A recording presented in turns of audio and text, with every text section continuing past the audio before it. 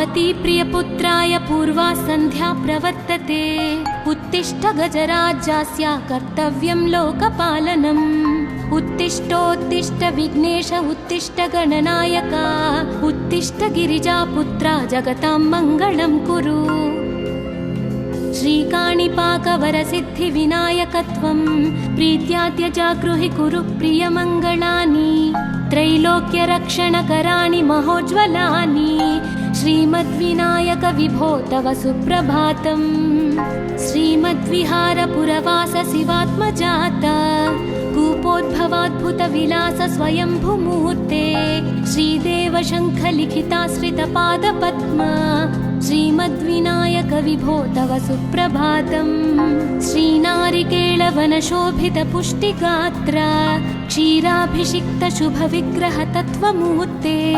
दिव्याङ्गमूषिकसुवाहनमोदरूप श्रीमद्विनायक विभो तव सुप्रभातम्।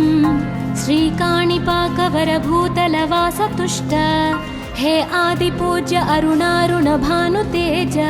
प्राचीदिशाम्बरमिदं रविकान्तिनिष्ठं श्रीमद्विनायक विभो तव सुप्रभातम्।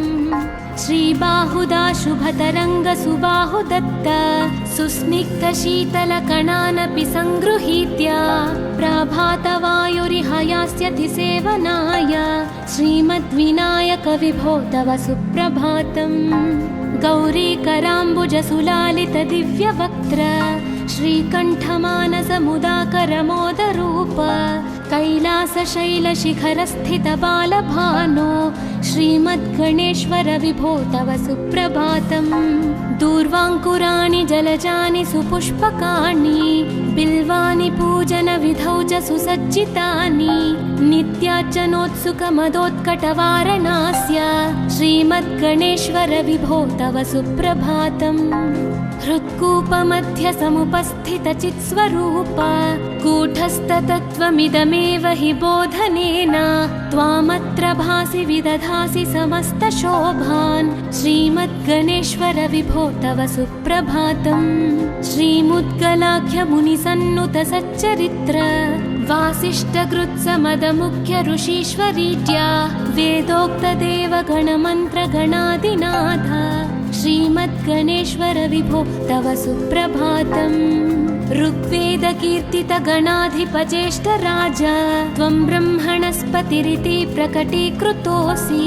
आधर्वशीर्षमनुमन्त्रितदिव्यमूर्ते श्रीमद्गणेश्वर विभो तव सुप्रभातम्। ब्रह्मादिदेव परिकीर्तितवेदपाठाः त्वच्छूर्पकर्णकुहरौ प्रविशन्ति देवाः। श्रुत्याधुनैव परिपालय धर्मसङ्घान् श्रीवल्लभेश भगवन् तव सुप्रभातम्। हेरम्बलम्ब जठराद्भुत दिव्यगात्र प्रारम्भपूजनमिदं दयया गृहीत्वा सर्वाशुभानि परिनाशय सर्वपुत्र श्रीवल्लभेश भगवन् तव सुप्रभातम्। भानुदयेन न हि दृश्यति चन्द्रबिम्बं त्वत्फालदेश शशिरेव विभाति नित्यं। सत्यस्वरूप निगमागमसन्नुताङ्घ्रे श्रीवल्लभेश भगवन् तव सुप्रभातम्। कालाग्निरुद्रसुतकालनियामकत्वं कालानुकूलफलदोऽसि कलामयोऽसि।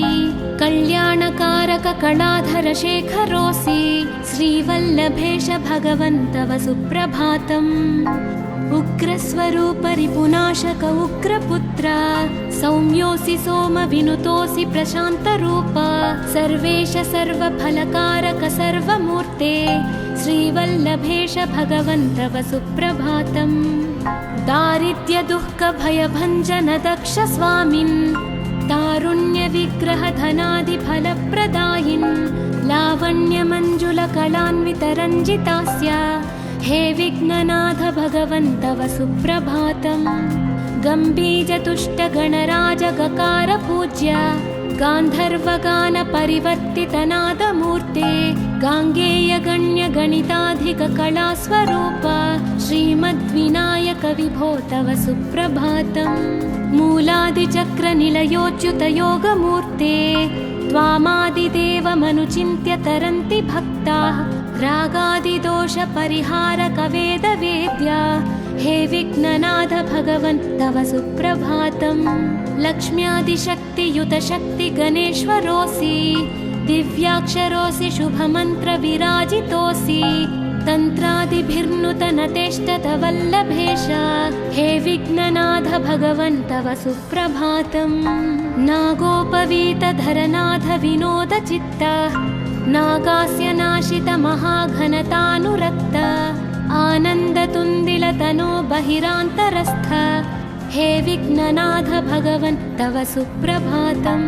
भद्रे भवक्त्र नवभद्रद भद्रतेज रुद्रप्रियात्मज मदद्रवशक्तियुक्त आद्रीशजा मधुरवत्सलता निधान हे विघ्ननाथ भगवन् तव सुप्रभातम्। सर्वार्थसिद्धिफलदायक बुद्धिदायिन् विघ्नाद्रिवज्रपरिपूज्य चतुर्थीकाले भद्रं पदं दिशसि भक्तगणार्थितोऽसि हे विघ्ननाथ भगवन् तव सुप्रभातम्।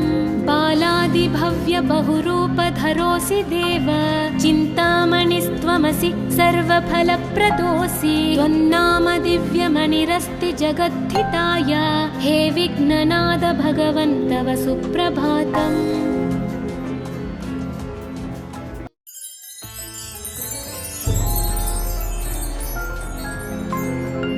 पार्वती प्रियपुत्राय पूर्वा सन्ध्या प्रवर्तते उत्तिष्ठ गजराज्यास्य कर्तव्यं लोकपालनम्।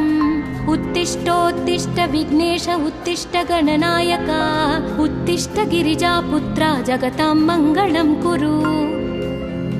श्रीकाणिपाकवरसिद्धिविनायकत्वं प्रीत्याद्य जागृहि कुरु प्रियमङ्गलानि त्रैलोक्यरक्षणकराणि महोज्ज्वलानि श्रीमद्विनायक विभो तव सुप्रभातम्।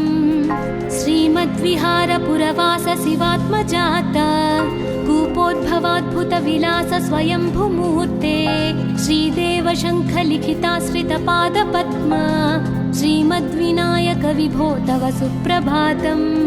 श्रीनारिकेळवनशोभितपुष्टिगात्र क्षीराभिषिक्त शुभविग्रह तत्त्वमूर्ते दिव्याङ्गमूषिकसुवाहनमोदरूप श्रीमद्विनायक विभो तव सुप्रभातम्। श्रीकाणिपाकवरभूतलवासतुष्ट हे आदिपूज्य अरुणारुणभानुतेज प्राचीदिशाम्बरमिदं रविकान्तिनिष्ठं श्रीमद्विनायक विभो तव सुप्रभातम्। श्रीबाहुदा शुभतरङ्गसुबाहुदत्त सुस्निग्धशीतलकणानपि सङ्गृहीत्य प्रभातवायुरिहयास्यति सेवनाय श्रीमद्विनायक विभो तव सुप्रभातम्। गौरीकराम्बुजसुलालितदिव्यवक्त्र श्रीकण्ठमानसमुदाकरमोदरूप कैलासशैलशिखरस्थितबालभानो श्रीमद्गणेश्वर विभो तव सुप्रभातम्। दूर्वाङ्कुराणि जलजानि सुपुष्पकाणि बिल्वानि पूजनविधौ च सुसज्जितानि नित्यार्चनोत्सुकमदोत्कटवारणास्य श्रीमद्गणेश्वर विभो तव सुप्रभातम्। हृत्कूपमध्य समुपस्थितचित्स्वरूप कूटस्थतत्त्वमिदमेव हि बोधनेन त्वामत्र भासि विदधासि समस्तशोभान् श्रीमद्गणेश्वर विभो तव सुप्रभातम्। श्रीमुद्गलाख्यमुनिसन्नुत सच्चरित्र वासिष्ठकृत्समदमुख्य ऋषीश्वरीज्या वेदोक्तदेवगणमन्त्रगणादिनाथ श्रीमद्गणेश्वर विभो तव सुप्रभातम्। ऋग्वेदकीर्तितगणाधिपज्येष्ठराज त्वं ब्रह्मणस्पतिरिति प्रकटीकृतोऽसि आधर्वशीर्षमनुमन्त्रितदिव्यमूर्ते श्रीमद्गणेश्वर विभो तव सुप्रभातम्। ब्रह्मादिदेव परिकीर्तितवेदपाठाः त्वच्छूर्पकर्णकुहरौ प्रविशन्ति देवाः श्रुत्याधुनैव परिपालय धर्मसङ्घान् श्रीवल्लभेश भगवन् तव सुप्रभातम्। हेरम्बलम्ब जठराद्भुत दिव्यगात्र प्रारम्भपूजनमिदं दयया गृहीत्वा सर्वाशुभानि परिनाशय सर्वपुत्र श्रीवल्लभेश भगवन् तव सुप्रभातम् भानुदयेन न हि दृश्यति चन्द्रबिम्बं त्वत्फालदेश शशिरेव विभाति नित्यं सत्यस्वरूप निगमागमसन्नुताङ्घ्रे श्रीवल्लभेश भगवन् तव सुप्रभातम् कालाग्निरुद्रसुतकालनियामकत्वं कालानुकूलफलदोऽसि कलामयोऽसि कल्याणकारक कलाधरशेखरोऽसि श्रीवल्लभेश भगवन् तव सुप्रभातम् उग्रस्वरूप रिपुनाशक उग्रपुत्र सौम्योऽसि सोमविनुतोऽसि प्रशान्तरूप सर्वेश सर्वफलकारक सर्वमूर्ते श्रीवल्लभेश भगवन् तव सुप्रभातम् दारिद्र्यदुःखभयभञ्जन दक्ष स्वामिन् तारुण्यविग्रहधनादिफलप्रदायिन् लावण्यमञ्जुलकलान्वितरञ्जितास्य हे विघ्ननाथ भगवन् तव सुप्रभातम् गम्भीजतुष्टगणराजगकार पूज्य गान्धर्वगानपरिवर्तितनादमूर्ते गाङ्गेयगण्यगणिताधिककलास्वरूप श्रीमद्विनायक विभो तव सुप्रभातम् मूलादिचक्रनिलयोच्युतयोगमूर्ते त्वामादिदेवमनुचिन्त्य तरन्ति भक्ताः रागादिदोषपरिहारक वेदवेद्या हे विघ्ननाथ भगवन् तव सुप्रभातम् लक्ष्म्यादिशक्तियुतशक्ति गणेश्वरोऽसि दिव्याक्षरोऽसि शुभमन्त्रविराजितोऽसि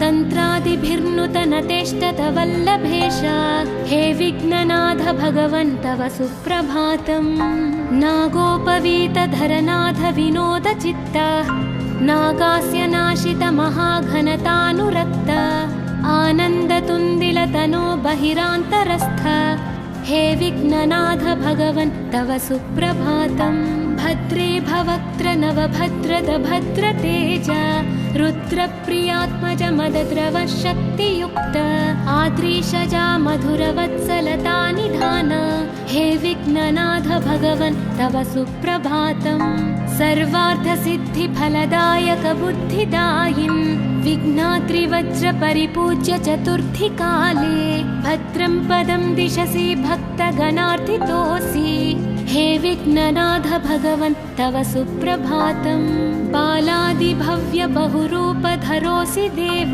चिन्तामणिस्त्वमसि सर्वफलप्रदोऽसि त्वन्नाम दिव्यमणिरस्ति जगद्धिताय हे विघ्ननाथ भगवन् तव सुप्रभातम्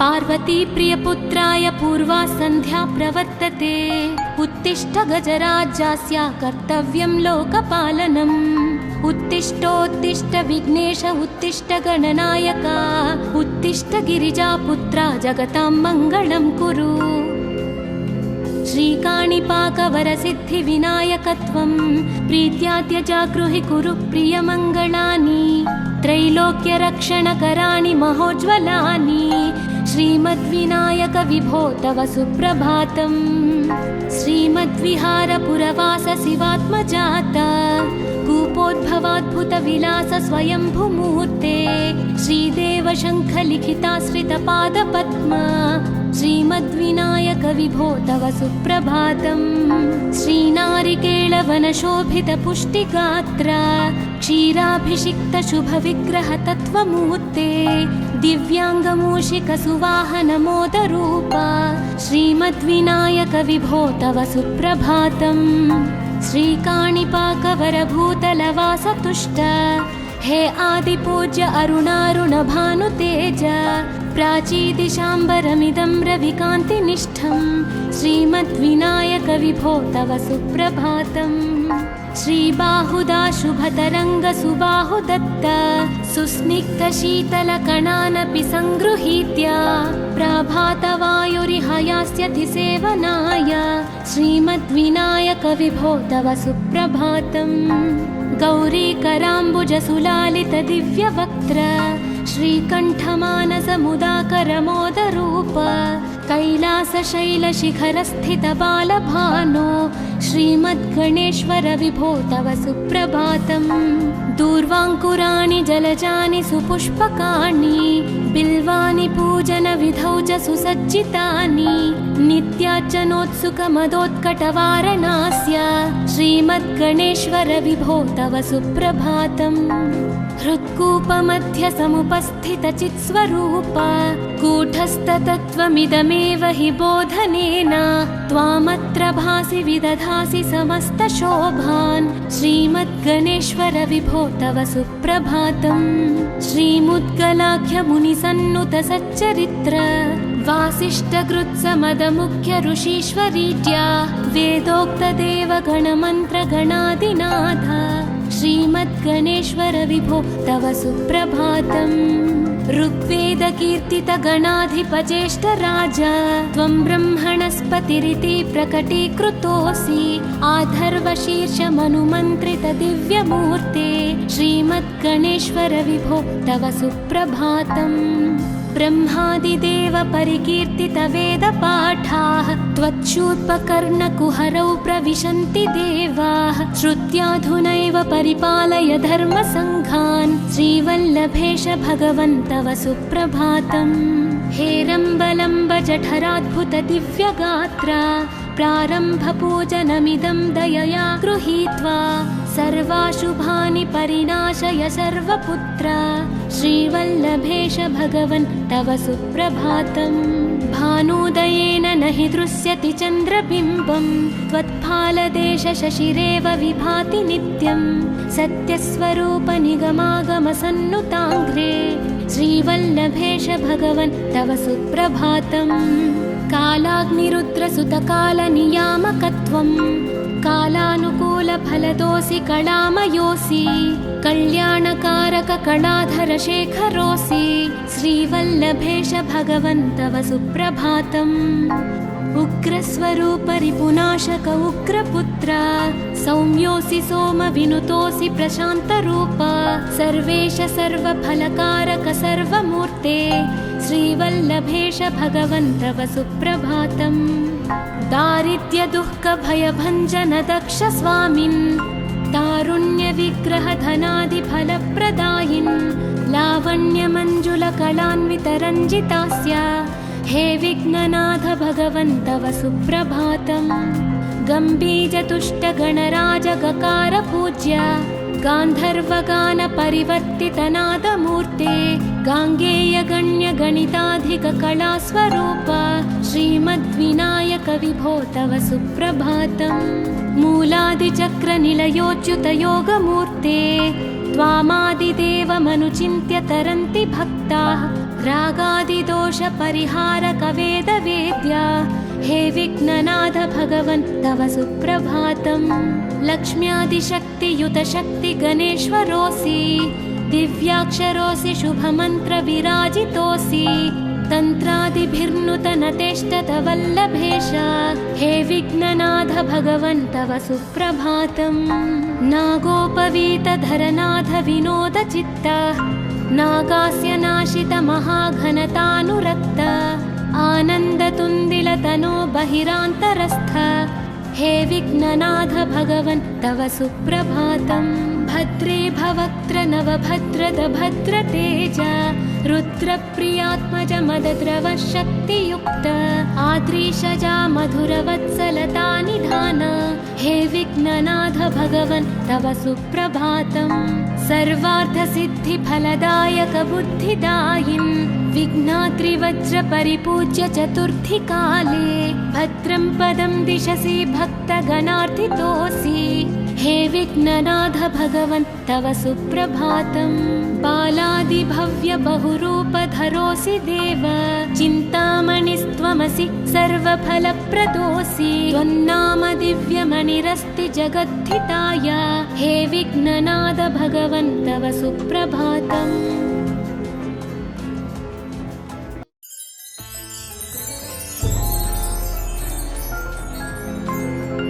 पार्वती प्रियपुत्राय पूर्वा सन्ध्या प्रवर्तते उत्तिष्ठ गजराज्यास्य कर्तव्यं लोकपालनम्। उत्तिष्ठोत्तिष्ठ विघ्नेश उत्तिष्ठ गणनायक उत्तिष्ठ गिरिजापुत्रा जगतां मङ्गलं कुरु। श्रीकाणिपाकवरसिद्धिविनायकत्वं प्रीत्याद्य जागृहि कुरु प्रियमङ्गलानि त्रैलोक्यरक्षणकराणि महोज्ज्वलानि श्रीमद्विनायक विभो तव सुप्रभातम्। श्रीमद्विहारपुरवास शिवात्मजात कूपोद्भवाद्भुतविलास स्वयंभुमूर्ते श्रीदेव शङ्खलिखिताश्रितपादपद्म श्रीमद्विनायक विभो तव सुप्रभातम्। श्रीनारिकेळवनशोभितपुष्टिगात्र क्षीराभिषिक्तशुभविग्रह तत्त्वमूर्ते दिव्याङ्गमूषिकसुवाहनमोदरूप श्रीमद्विनायक विभो तव सुप्रभातम्। श्रीकाणिपाकवरभूतलवासतुष्ट हे आदिपूज्य अरुणारुणभानुतेज प्राचीदिशाम्बरमिदं रविकान्तिनिष्ठं श्रीमद्विनायक विभो तव सुप्रभातम्। श्रीबाहुदा शुभतरङ्गसुबाहुदत्त सुस्निग्धशीतलकणानपि सङ्गृहीत्य प्रभातवायुरिहयास्यति सेवनाय श्रीमद्विनायक विभो तव सुप्रभातम्। गौरीकराम्बुजसुलालितदिव्यवक्त्र श्रीकण्ठमानसमुदाकरमोदरूप कैलासशैलशिखरस्थितबालभानो श्रीमद्गणेश्वर विभो तव सुप्रभातम्। दूर्वाङ्कुराणि जलजानि सुपुष्पकाणि बिल्वानि पूजनविधौ च सुसज्जितानि नित्यार्चनोत्सुकमदोत्कटवारणास्य श्रीमद्गणेश्वर विभो तव सुप्रभातम्। हृत्कूपमध्यसमुपस्थितचित्स्वरूप कूटस्थतत्त्वमिदमेव हि बोधनेन त्वामत्र भासि विदधासि समस्तशोभान् श्रीमद्गणेश्वर विभो तव सुप्रभातम्। श्रीमुद्गलाख्यमुनिसन्नुत सच्चरित्र वासिष्ठकृत्समदमुख्य ऋषीश्वरीत्या वेदोक्तदेवगणमन्त्रगणादिनाथ श्रीमद्गणेश्वर विभो तव सुप्रभातम्। ऋग्वेदकीर्तितगणाधिपज्येष्ठराज त्वं ब्रह्मणस्पतिरिति प्रकटीकृतोऽसि आधर्वशीर्षमनुमन्त्रितदिव्यमूर्ते श्रीमद्गणेश्वर विभो तव सुप्रभातम्। ब्रह्मादिदेव परिकीर्तितवेदपाठाः त्वच्छूर्पकर्णकुहरौ प्रविशन्ति देवाः श्रुत्याधुनैव परिपालय धर्मसङ्घान् श्रीवल्लभेश भगवन् तव सुप्रभातम्। हेरम्बलम्ब जठराद्भुत दिव्यगात्र प्रारम्भपूजनमिदं दयया गृहीत्वा सर्वाशुभानि परिनाशय सर्वपुत्र श्रीवल्लभेश भगवन् तव सुप्रभातम्। भानुदयेन न हि दृश्यति चन्द्रबिम्बं त्वत्फालदेश शशिरेव विभाति नित्यं सत्यस्वरूप निगमागमसन्नुताङ्घ्रे श्रीवल्लभेश भगवन् तव सुप्रभातम्। कालाग्निरुद्रसुतकालनियामकत्वं कालानुकूलफलदोऽसि कलामयोऽसि कल्याणकारक कलाधर शेखरोऽसि श्रीवल्लभेश भगवन् तव सुप्रभातम्। उग्रस्वरूप रिपुनाशक उग्रपुत्र सौम्योऽसि सोमविनुतोऽसि प्रशान्तरूप सर्वेश सर्वफलकारक सर्वमूर्ते श्रीवल्लभेश भगवन् तव सुप्रभातम्। दारिद्र्यदुःखभयभञ्जन दक्ष स्वामिन् तारुण्यविग्रहधनादिफलप्रदायिन् लावण्यमञ्जुलकलान्वितरञ्जितास्य हे विघ्ननाथ भगवन् तव सुप्रभातम्। गम्भीरतुष्टगणराजगकार पूज्य गान्धर्वगानपरिवर्तितनादमूर्ते गाङ्गेयगण्यगणिताधिककलास्वरूप श्रीमद्विनायक विभो तव सुप्रभातम्।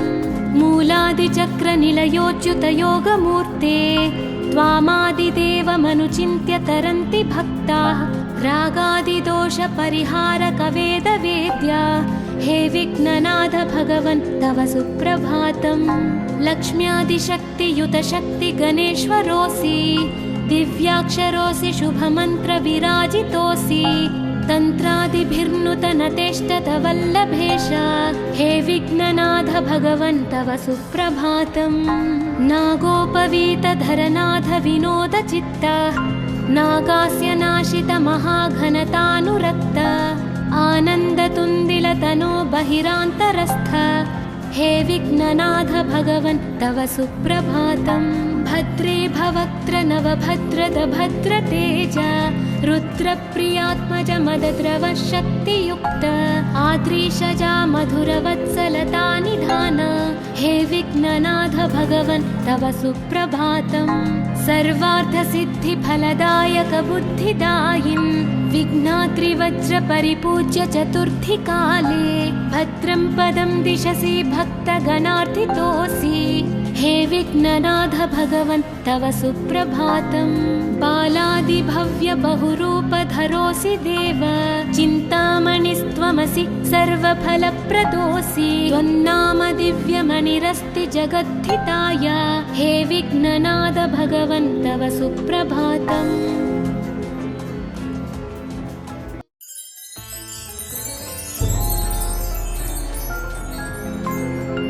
पार्वती प्रियपुत्राय पूर्वा सन्ध्या प्रवर्तते, उत्तिष्ठ गजराज्यास्य कर्तव्यं लोकपालनम्। उत्तिष्ठोत्तिष्ठ विघ्नेश उत्तिष्ठ गणनायका, उत्तिष्ठ गिरिजापुत्रा जगतां मङ्गलं कुरु।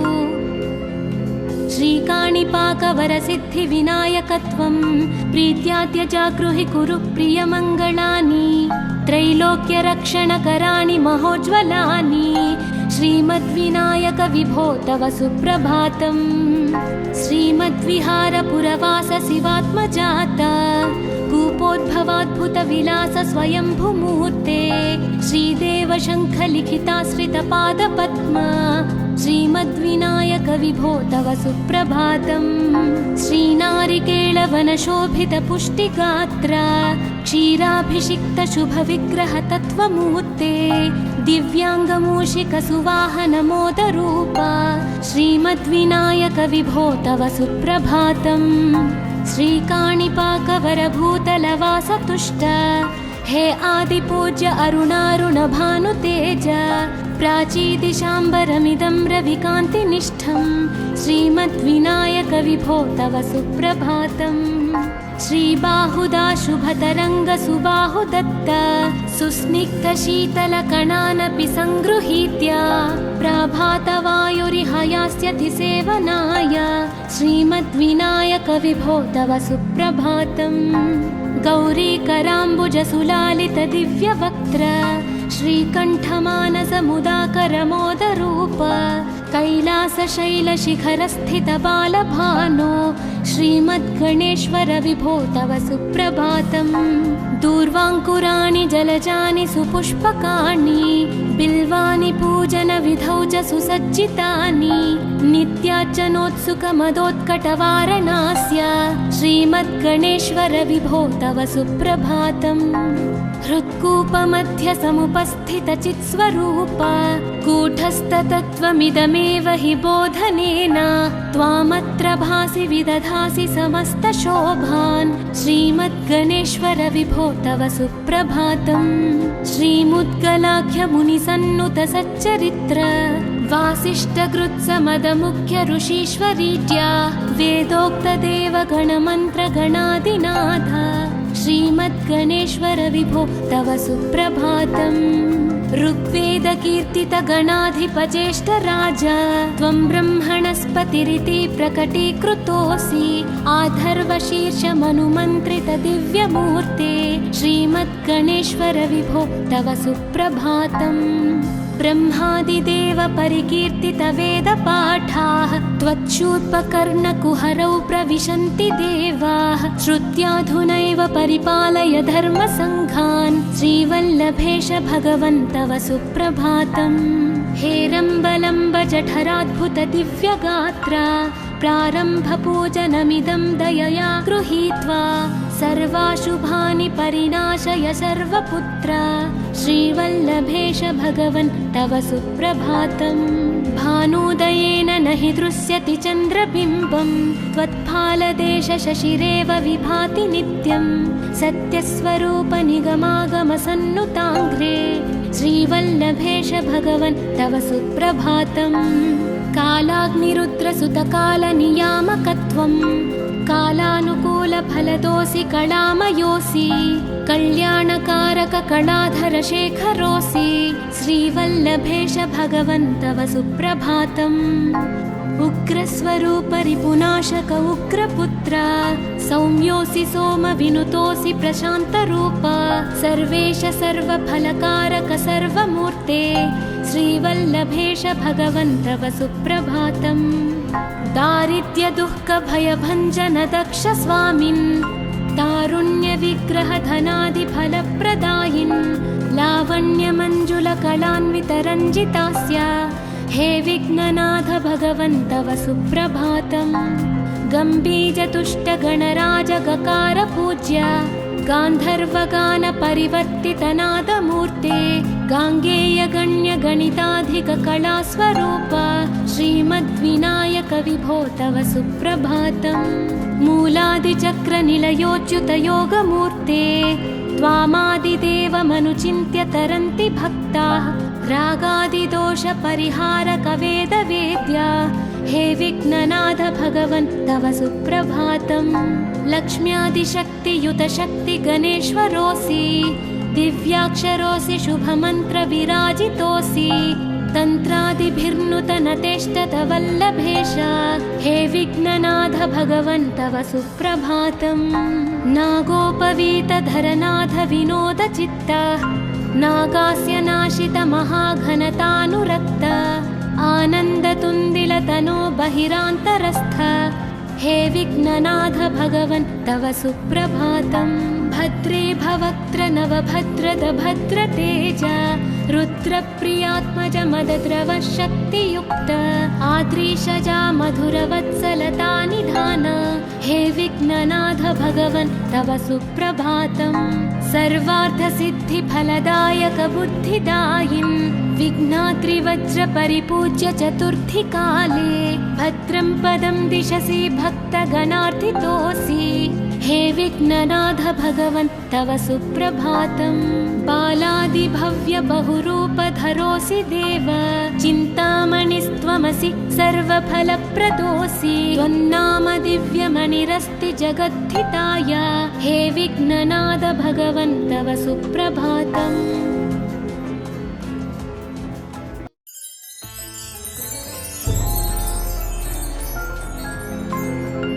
पार्वती प्रियपुत्राय पूर्वा सन्ध्या प्रवर्तते उत्तिष्ठ गजराज्यस्य कर्तव्यं लोकपालनम् उत्तिष्ठोत्तिष्ठ विघ्नेश उत्तिष्ठ गणनायक उत्तिष्ठ गिरिजापुत्रा जगतां मङ्गलं कुरु श्रीकाणिपाकवरसिद्धिविनायकत्वं प्रीत्याद्य जागृहि कुरु प्रियमङ्गलानि त्रैलोक्यरक्षणकराणि महोज्ज्वलानि श्रीमद्विनायक विभो तव सुप्रभातम् श्रीमद्विहारपुरवास शिवात्मजात कूपोद्भवाद्भुतविलास स्वयंभुमूर्ते श्रीदेव शङ्खलिखिताश्रितपादपद्म श्रीमद्विनायक विभो तव सुप्रभातम् श्रीनारिकेळवनशोभित पुष्टिगात्र क्षीराभिषिक्त शुभविग्रह तत्त्वमूर्ते दिव्याङ्गमूषिक सुवाहन मोदरूप श्रीमद्विनायक विभो तव सुप्रभातम् श्रीकाणिपाकवरभूतलवास तुष्ट हे आदिपूज्य अरुणारुण भानुतेज प्राचीदिशाम्बरमिदं रविकान्तिनिष्ठं श्रीमद्विनायक विभो तव सुप्रभातम् श्रीबाहुदा शुभतरङ्ग सुबाहुदत्त सुस्निग्धशीतलकणानपि सङ्गृहीत्य प्रभातवायुरिहयास्यति सेवनाय श्रीमद्विनायक विभो तव सुप्रभातम् गौरीकराम्बुजसुलालित दिव्यवक्त्र श्रीकण्ठमानसमुदाकर मोदरूप कैलासशैलशिखरस्थितबालभानो श्रीमद्गणेश्वर विभो तव सुप्रभातम्। दूर्वाङ्कुराणि जलजानि सुपुष्पकाणि बिल्वानि पूजनविधौ च सुसज्जितानि नित्यार्चनोत्सुकमदोत्कटवारणास्य श्रीमद्गणेश्वर विभो तव सुप्रभातम्। हृत्कूपमध्य समुपस्थितचित्स्वरूप कूटस्थतत्त्वमिदमेव हि बोधनेन त्वामत्र भासि विदधासि समस्तशोभान् श्रीमद्गणेश्वर विभो तव सुप्रभातम्। श्रीमुद्गलाख्यमुनिसन्नुत सच्चरित्र वासिष्ठकृत्समदमुख्य ऋषीश्वरीत्या वेदोक्तदेवगणमन्त्रगणादिनाथ श्रीमद्गणेश्वर विभो तव सुप्रभातम्। ऋग्वेदकीर्तितगणाधिपज्येष्ठराज त्वं ब्रह्मणस्पतिरिति प्रकटीकृतोऽसि आधर्वशीर्षमनुमन्त्रितदिव्यमूर्ते श्रीमद्गणेश्वर विभो तव सुप्रभातम्। ब्रह्मादिदेव परिकीर्तितवेदपाठाः त्वच्छूर्पकर्णकुहरौ प्रविशन्ति देवाः श्रुत्याधुनैव परिपालय धर्मसङ्घान् श्रीवल्लभेश भगवन् तव सुप्रभातम्। हेरम्बलम्ब जठराद्भुत दिव्यगात्रा प्रारम्भपूजनमिदं दयया गृहीत्वा सर्वाशुभानि परिनाशय सर्वपुत्र श्रीवल्लभेश भगवन् तव सुप्रभातम्। भानुदयेन न हि दृश्यति चन्द्रबिम्बं त्वत्फालदेशशशिरेव विभाति नित्यं सत्यस्वरूप निगमागमसन्नुताङ्घ्रे श्रीवल्लभेश भगवन् तव सुप्रभातम्। कालाग्निरुद्रसुतकालनियामकत्वं कालानुकूलफलदोऽसि कलामयोऽसि कल्याणकारककलाधरशेखरोऽसि श्रीवल्लभेश भगवन् तव सुप्रभातम्। उग्रस्वरूपरिपुनाशक उग्रपुत्र सौम्योऽसि सोमविनुतोऽसि प्रशान्तरूप सर्वेश सर्वफलकारक सर्वमूर्ते श्रीवल्लभेश भगवन् तव सुप्रभातम्। दारिद्र्यदुःखभयभञ्जन दक्ष स्वामिन् तारुण्यविग्रहधनादिफलप्रदायिन् लावण्यमञ्जुलकलान्वितरञ्जितास्य हे विघ्ननाथ भगवन् तव सुप्रभातम्।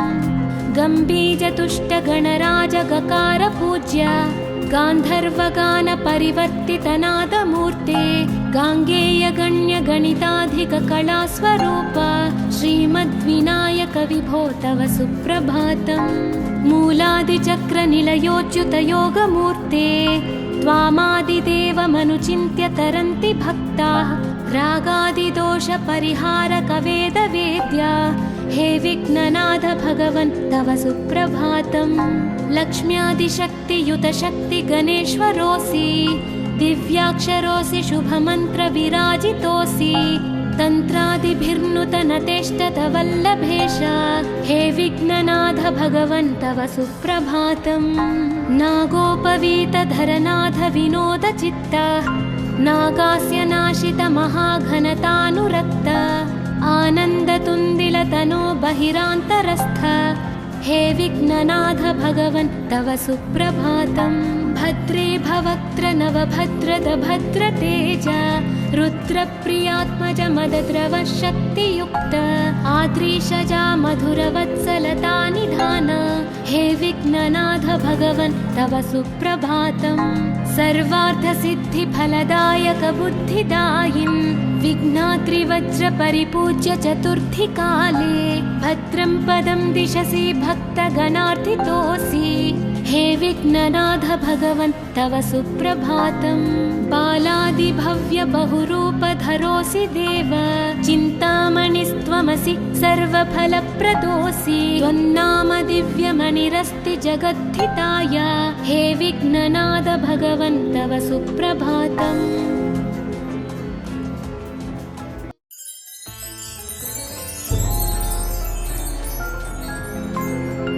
पार्वती प्रियपुत्राय पूर्वा सन्ध्या प्रवर्तते उत्तिष्ठ गजराज्यास्य कर्तव्यं लोकपालनम्। उत्तिष्ठोत्तिष्ठ विघ्नेश उत्तिष्ठ गणनायक उत्तिष्ठ गिरिजापुत्रा जगतां मङ्गलं कुरु। श्रीकाणिपाकवरसिद्धिविनायकत्वं प्रीत्याद्य जागृहि कुरु प्रियमङ्गलानि त्रैलोक्यरक्षणकराणि महोज्ज्वलानि श्रीमद्विनायक विभो तव सुप्रभातम्। श्रीमद्विहारपुरवास शिवात्मजात कूपोद्भवाद्भुतविलास स्वयंभुमूर्ते श्रीदेव शङ्खलिखिताश्रितपादपद्मा श्रीमद्विनायक विभो तव सुप्रभातम्। श्रीनारिकेळवनशोभितपुष्टिगात्र क्षीराभिषिक्त शुभविग्रह तत्त्वमूर्ते दिव्याङ्गमूषिकसुवाहनमोदरूप श्रीमद्विनायक विभो तव सुप्रभातम्। श्रीकाणिपाकवरभूतलवासतुष्ट हे आदिपूज्य अरुणारुणभानुतेज प्राचीदिशाम्बरमिदं रविकान्तिनिष्ठं श्रीमद्विनायक विभो तव सुप्रभातम्। श्रीबाहुदा शुभतरङ्गसुबाहुदत्त सुस्निग्धशीतलकणानपि सङ्गृहीत्य प्रभातवायुरिहयास्यति सेवनाय श्रीमद्विनायक विभो तव सुप्रभातम्। गौरीकराम्बुजसुलालितदिव्यवक्त्र श्रीकण्ठमानसमुदाकरमोदरूप कैलासशैलशिखरस्थितबालभानो श्रीमद्गणेश्वर विभो तव सुप्रभातम्। दूर्वाङ्कुराणि जलजानि सुपुष्पकाणि बिल्वानि पूजनविधौ च सुसज्जितानि नित्यार्चनोत्सुकमदोत्कटवारणास्य श्रीमद्गणेश्वर विभो तव सुप्रभातम्। हृत्कूपमध्यसमुपस्थितचित्स्वरूप कूटस्थतत्त्वमिदमेव हि बोधनेन त्वामत्र भासि विदधासि समस्तशोभान् श्रीमद्गणेश्वर विभो तव सुप्रभातम्। श्रीमुद्गलाख्यमुनिसन्नुतसच्चरित्र वासिष्ठकृत्समदमुख्य ऋषीश्वरीत्या वेदोक्तदेवगणमन्त्रगणादिनाथ श्रीमद्गणेश्वर विभो तव सुप्रभातम्। ऋग्वेदकीर्तितगणाधिपज्येष्ठराज त्वं ब्रह्मणस्पतिरिति प्रकटीकृतोऽसि आधर्वशीर्षमनुमन्त्रितदिव्यमूर्ते श्रीमद्गणेश्वर विभो तव सुप्रभातम्। ब्रह्मादिदेव परिकीर्तितवेदपाठाः त्वच्छूर्पकर्णकुहरौ प्रविशन्ति देवाः श्रुत्याधुनैव परिपालय धर्मसङ्घान् श्रीवल्लभेश भगवन् तव सुप्रभातम्।